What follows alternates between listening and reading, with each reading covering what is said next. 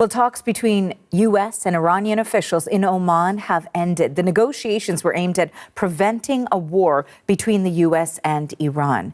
We know that Omani officials mediated those talks, and Tehran wants negotiations to focus on its nuclear program. But Washington believes everything, including Iran's human rights record, should be on the agenda. Senior international correspondent Margaret Evans joins me now live from Erbil, Iraq, just a few hours' drive from the border with Iran. So, Margaret, what more do we know about the discussions that took place today?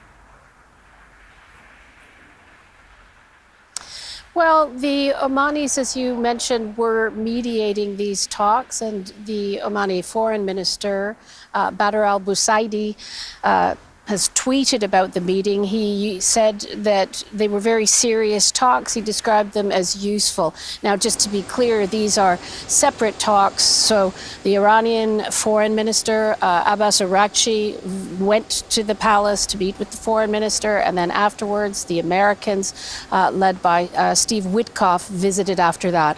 The Iranian foreign minister has been tweeting as well and giving some statements to Iranian state media.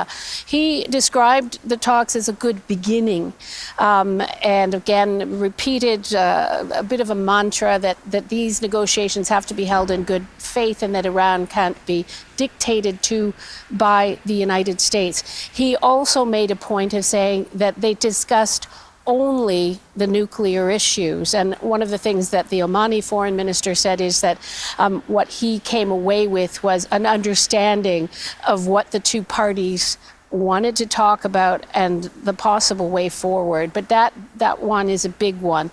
Iran wanting to talk just about the nuclear file, the United States wanting to include a bunch of other issues.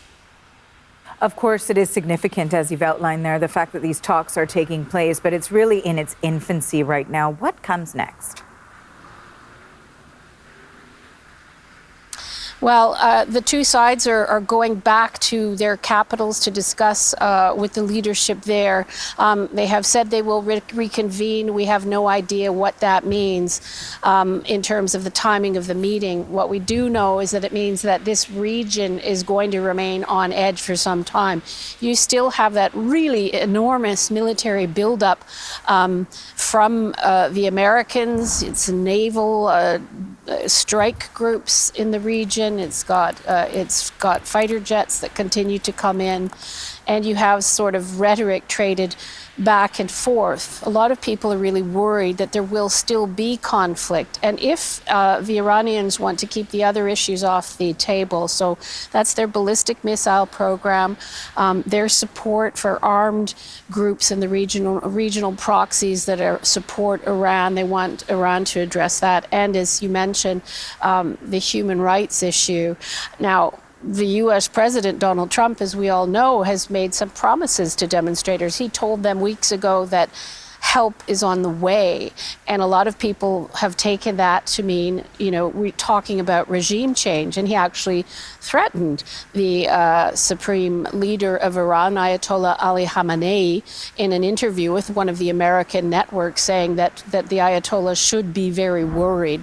So that has people worried that the United States is still thinking about regime change. I interviewed the former Iraqi foreign minister, Hoshyar Zebari, earlier today, and asked him about regime change and how the region really felt about that being pushed by the Americans or some hawks in the American administration.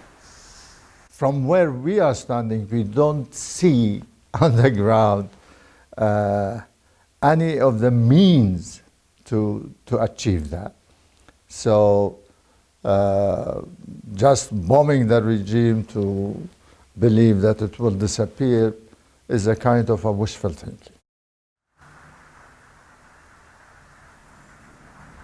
And that's really a reference to just how, despite the fact that the regime is in what many people believe its weakest position in many decades, it is still strong. It is still strong within the fortress that it exists within. The Revolutionary Guard, a huge army, the weaponry that they have and have been able to use to put demonstrations down, it's not something that could easily be achieved, and that's why people in the region here fear that, you know, there could be war and it could be destabilizing, and you might not wind up with a more democratic regime by any means. Margaret, thank you for breaking it all down for us. That is the CBC's Margaret Evans in Erbil, Iraq.